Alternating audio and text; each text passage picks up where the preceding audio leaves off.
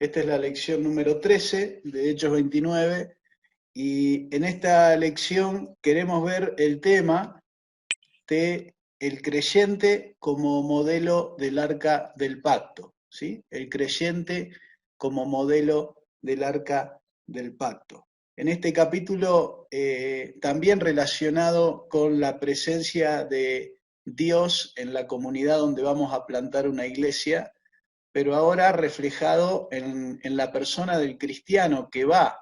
¿Sí? Recién el pastor Carlos nos hablaba en la lección anterior de la oración, la evangelización, el ir hacia el lugar, el estar orando por los lugares, el vestirnos con la coraza que Dios nos da para este tipo de trabajo. ¿Sí? Y ahí cuando vamos al lugar a hacer este trabajo, el autor de esta materia toma el modelo del arca del pacto. ¿Sí? En el Antiguo Testamento el arca del pacto representaba la presencia de Dios en medio del pueblo de Israel. Y ahí tenemos una imagen que nos muestra aproximadamente cómo era el arca del pacto. ¿Sí? Y el autor toma esta imagen del arca del pacto para tomarlo como un modelo de lo que hoy es la presencia de Dios en la vida de los cristianos, para llevar esa presencia de Dios al lugar donde nosotros queremos plantar la iglesia. Como creyentes en Cristo, nosotros representamos la presencia de Dios donde quiera que estemos. Por eso se nos llama el cuerpo de Cristo en la palabra de Dios. ¿Por qué? Porque el cuerpo de Cristo tiene que ver justamente con que nosotros ponemos la parte humana, pero con nosotros va Dios mismo presente en nosotros, Cristo en ustedes, la esperanza de gloria, dice el apóstol Pablo. Él va con nosotros y su presencia entonces puede ingresar en cada uno de los lugares, hogares, manzanas, barrios donde nosotros queremos plantar el Evangelio. Y el autor encuentra aquí algunas similitudes entre el arca del pacto y el modelo del cristiano como lugares donde reside la presencia de Dios. ¿Sí? Dice el autor, la meta aquí es ayudar a comprender nuestra identidad en Cristo, que cuando vamos a trabajar a un lugar estamos yendo no solamente personas humanas, personas cristianas, sino que Dios está yendo con nosotros a ese lugar y a través de su presencia, entonces Él podrá realizar la tarea que tiene que hacer en ese lugar. Entender esto, dice el autor, será crítico para una guerra espiritual eficaz, entender quiénes somos en Cristo y la autoridad y el poder que tenemos como creyentes en Cristo Jesús. Esto nos asegura una victoria, porque esta delegación de autoridad que Dios nos ha dado para ir a un lugar, más el complemento donde Jesús nos dice voy a estar con ustedes todos los días hasta el fin del mundo, no solo nos delega la autoridad, sino nos asegura su presencia cada día cuando vamos a hacer este trabajo. Y aquí el autor nos comparte tres elementos que había dentro del arca del pacto. Los tres elementos fueron la ley, el maná y la vara de Aarón, que estaban dentro del arca del pacto. ¿Sí? Luego de esto, cuenta el autor que el arca fue cerrada, que fue sellada con oro puro, que tenía 2 querubines de cada lado, ¿sí? Y el propiciatorio en el medio, y como lo muestra los primeros libros de la Biblia, cada año, en el día de la expiación, el sumo sacerdote hacía un sacrificio donde rociaba la sangre de ese sacrificio sobre el propiciatorio, y esto era para hacer expiación, para pagar los pecados del pueblo de Israel. En ese propiciatorio Dios se revelaba a sí mismo como el sumo sacerdote, y entonces la gloria de Dios brillaba en ese lugar, y el pueblo entendía que a través de la sangre, ¿sí?, ellos obtenían el perdón de los pecados. Todo este simbolismo tiene relación con lo que nosotros hoy hacemos como cristianos cuando vamos a plantar una iglesia, cuando experimentamos la presencia de Dios en nuestra vida. El primer elemento fue el maná, ¿sí? Fue puesto ahí adentro del arca del pacto. Y en el Nuevo Testamento, ¿sí?, vemos que el creyente en Cristo Jesús obtiene el pan de vida morando en su vida. Así como el maná le dio vida y sustento al pueblo de Israel, ahora Jesús mismo, el pan de vida, ¿sí? Es quien nos da vida y sustento a nosotros, nos garantiza no solo la vida eterna, sino también la presencia de Él en nuestra vida de manera continua, para que con esa presencia nosotros vayamos a hacer el trabajo que Él nos encarga. Y esto lo vemos claramente, esta similitud, en estos dos pasajes de la Biblia. Jesús les dijo, de cierto les digo, Moisés no os dio pan del cielo, pero mi Padre os da el verdadero pan del cielo, porque el pan de Dios es aquel que descendió del cielo y da vida en el mundo. Acá vemos a Jesús mostrando este paralelo entre el pan de Moisés y el pan verdadero que es Cristo. Y Jesús termina diciendo, yo soy el pan de vida. Vuestros padres comieron el maná en el desierto y aún así murieron. Este es el pan que desciende del cielo para que no muera quien coma de él. Yo soy el pan vivo que descendió del cielo, y si alguien come de este pan, vivirá para siempre, y el pan que yo daré es mi carne, la cual yo daré por la vida del mundo. Aquí vemos dos pasajes clarísimos donde se hace el paralelo entre este primer maná y el verdadero pan que Dios le da al cristiano. El segundo elemento que encontramos es la ley o el testimonio que fue puesto dentro del arca del pacto, ¿sí? Y de nuevo aquí tenemos la similitud. Esta ley se escribió en tablas de piedra. En el Nuevo Testamento vemos que ya no necesitamos esa ley escrita en tablas de piedra, ¿sí? Se nos dice que como creyentes en Cristo, esa ley ahora está escrita en nuestros corazones. Dice el apóstol Pablo escribiendo a los Corintios, ustedes son cartas, ¿sí? Nuestras cartas son ustedes, escritas en nuestros corazones, conocidas y leídas por todos los hombres, y es manifiesto que son carta de Cristo expedida por nosotros, escrita no con tinta, sino ni con piedra, diríamos, sino con el Espíritu de Dios vivo, no en tabla de piedra, sino en tabla de carne del corazón. Aquí tenemos el segundo elemento, donde la palabra de Dios, la ley, lo que Dios quiere decirnos, ahora está colocado a través del Espíritu Santo en nosotros, para que esa palabra entonces pueda dar vida a todos aquellos que la conozcan. El tercer elemento es la vara de Aarón, que reverdeció y que fue puesta también dentro del arca.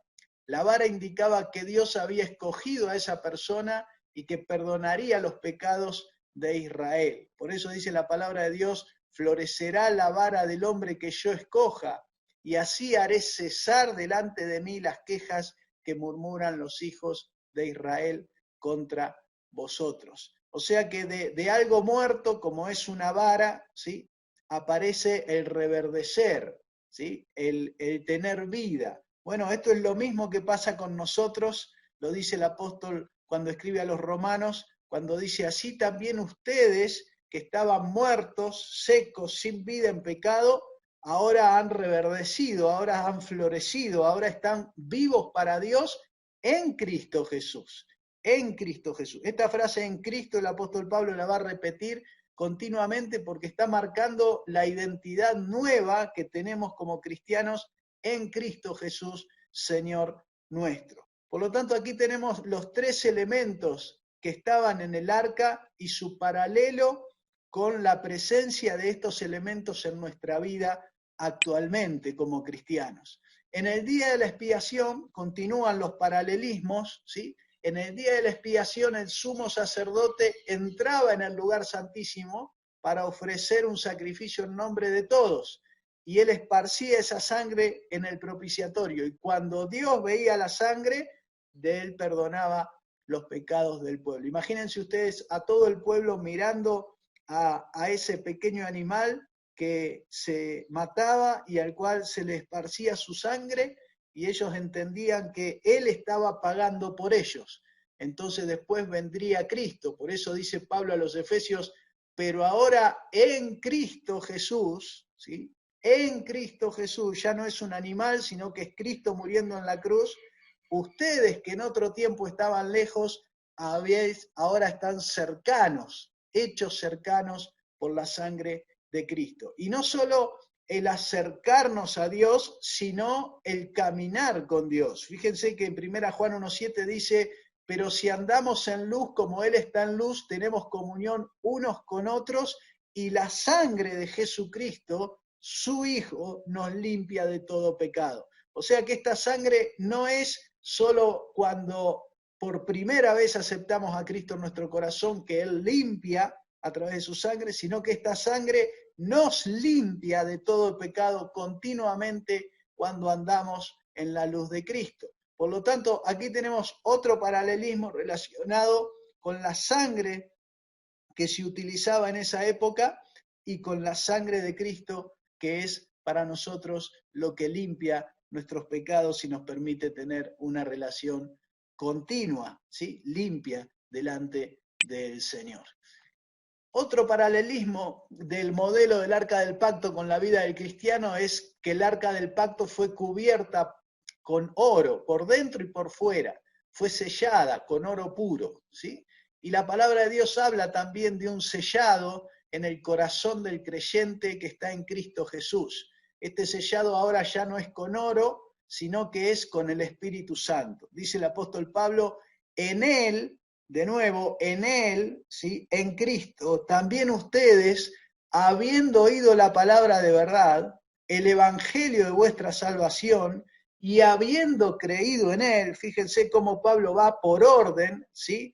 En Cristo, ¿sí? Ustedes han oído la palabra de verdad, el evangelio de salvación, han dado el paso de creer, y al creer fueron sellados con el Espíritu Santo de la promesa, que es la marca o las arras de nuestra herencia hasta la redención de la posesión adquirida para alabanza de su gloria. Por lo tanto, aquí tenemos otro paralelismo entre el modelo del Arca del Pacto y nuestra experiencia de estar sellados una vez que creímos en Él, ser sellados por el Espíritu Santo de la promesa, que es nuestra garantía, nuestra arra, nuestra marca, ¿sí? De que tenemos herencia de redención eterna, ¿sí? Una posesión adquirida por todo aquel que cree en Cristo Jesús. Y finalmente se pusieron querubines en cada lado del propiciatorio, uno enfrente del otro. Y estos dos querubines estaban cuidando el arca, ¿sí? Y aquí también la palabra de Dios nos habla de que cuando estamos en nuestra vida cristiana, cuando vamos a plantar una iglesia, en todo momento el creyente en Cristo Jesús está cuidado por ángeles que lo atienden. Dice la palabra de Dios, no son todos espíritus ministradores enviados para servicio a favor de los que serán herederos de la salvación. Recién Pablo hablaba de una posesión adquirida, la salvación, la herencia que tenemos en Cristo, y ahora habla de aquellos espíritus ministradores que están enviados para servirnos, para cuidarnos, para protegernos. Por lo tanto, aquí tenemos todo un modelo del Arca del Pacto reflejado en nuestra vida cristiana a través de la presencia de Dios en nosotros, ¿sí? Ahora que hemos visto estas similitudes entre el Arca del Pacto y el creyente, vamos a ver qué significa para el creyente y para la iglesia. ¿Usted se acuerda de ese pasaje en 1 Samuel 5, 1 al 12, donde el arca, el modelo, el Arca del Pacto fue llevada por los enemigos, ¿sí? Y puesta frente al dios Dagón, ¿sí? Bueno, si recuerda ese momento, los filisteos tenían a cada rato que estar levantándolo a Dagón porque aparecía caído después de estar con el arca de Dios al lado, se fue rompiendo, y todo esto fue haciendo que los filisteos se dieran cuenta de que el arca, la presencia de Dios, tenía evidentemente, era un Dios mucho mayor que el Dios que ellos tenían ahí en su templo.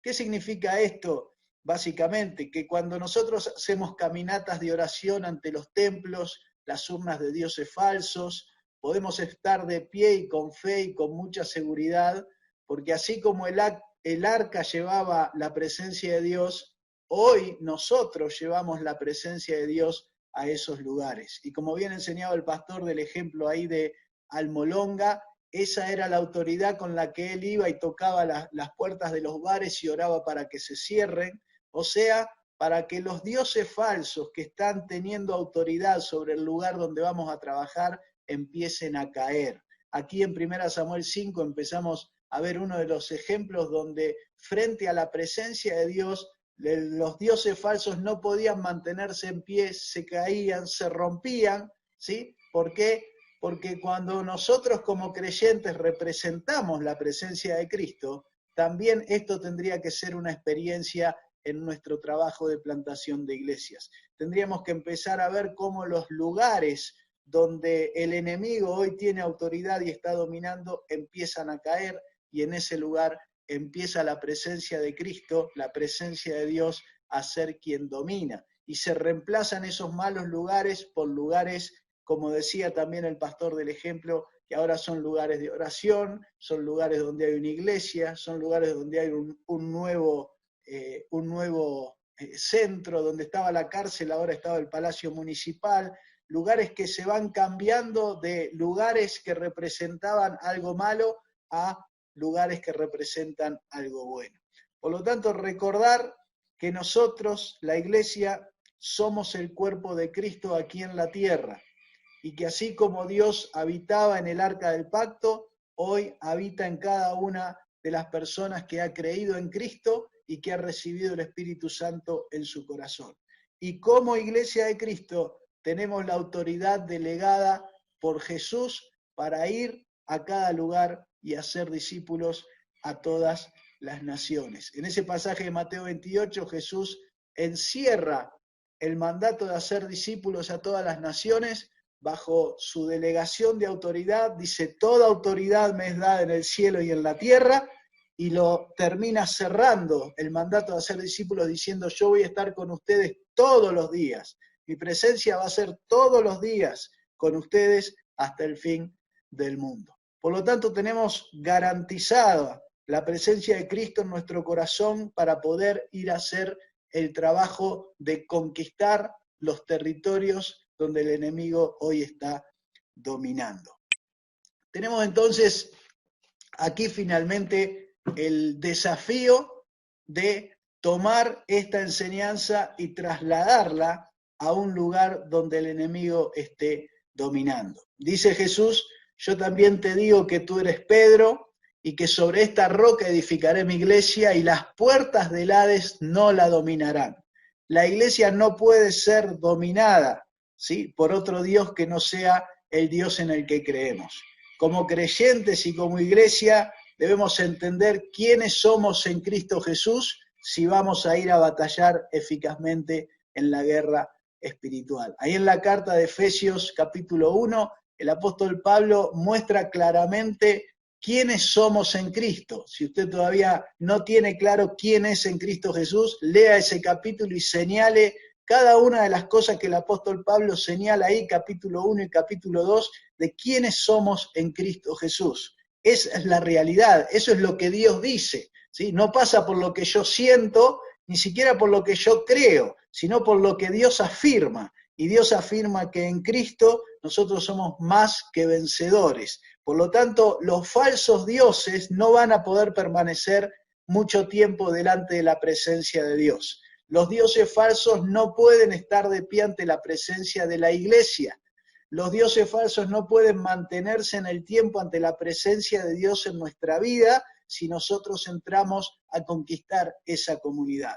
Por lo tanto, en cada pueblo y en cada comunidad donde nos comprometemos con la guerra espiritual, con el trabajo de la oración, el evangelismo, el hacer discípulos, el ir a conquistar ese lugar con la presencia del Señor, podemos y debemos plantar a la iglesia en ese lugar. Por eso estamos en esta clase aprendiendo paso a paso cómo hacerlo y orando que cada uno de ustedes pueda estar poniendo en práctica cada una de estas lecciones para que realmente la presencia de Dios se pueda hacer manifiesta en cada uno de los barrios donde ustedes viven y que realmente muy pronto podamos estar compartiendo más y más testimonios, como ya lo estamos escuchando, de cómo Dios va ganando lugar en cada barrio y en cada comunidad.